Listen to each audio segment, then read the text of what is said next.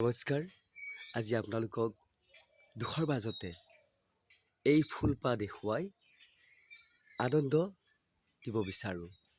এইকাৰণে আমাৰ যিবোৰ সৰু সৰু মানুহ শ্ৰমিক বাহিনী এটা কোম্পানীত কৰ্মৰত হয়, যেতিয়া কৰ্মৰত হোৱাৰ পিছত যেতিয়া সেই প্ৰাপ্যটো নিদিয়ে চোঁচৰাই থাকে, তেতিয়া আন এজনৰ ঠাইলৈ কি কৰে, গুচি যায়। যোৱাৰ পিছত যেতিয়া তেওঁলোকে এটা দুখ প্ৰকাশ কৰে যে কি পাপৰ ফলত আজি এই কোম্পানীটোত কাম কৰিবলৈ আহিলোঁ। এই কথাখিনি যেতিয়া আমাৰ ওচৰত প্ৰকাশ কৰে, মই তেতিয়া হাঁহি মাৰি কৈ দিওঁ যে ইয়াৰ কোনো আপোনালোকৰ পাপৰ ফল নহয়, এয়া হৈছে কৰ্মৰ ফল।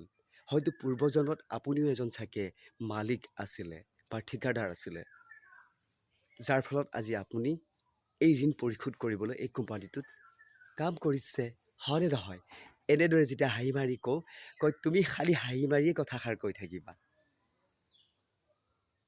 তোমাৰ জানো অকণো বেয়া নালাগে? বেয়াটো লাগে। মই সেয়েহে আপোনালোকৰ বাবে সদায় ভগৱানৰ ওচৰত প্ৰাৰ্থনা কৰোঁ, যাতে আপোনালোকক ভগৱানে সেই প্ৰাপ্যটো যাতে দিয়ে। মুঠতে নিজৰ দৰে কামখিনি কৰি যাওক, ইয়াৰ ফল দিয়াগৰাকী ঈশ্বৰ। এইখিনিকে কৈ মই তেওঁলোকক সান্তনা দিওঁ। যদি কথাখিনি ভাল লাগে মৰম দিব, আৰু মই আপোনালোকৰ মৰম আৰু আশীৰ্বাদ শান্তি ভগৱানৰ ওচৰত বিচাৰিছোঁ।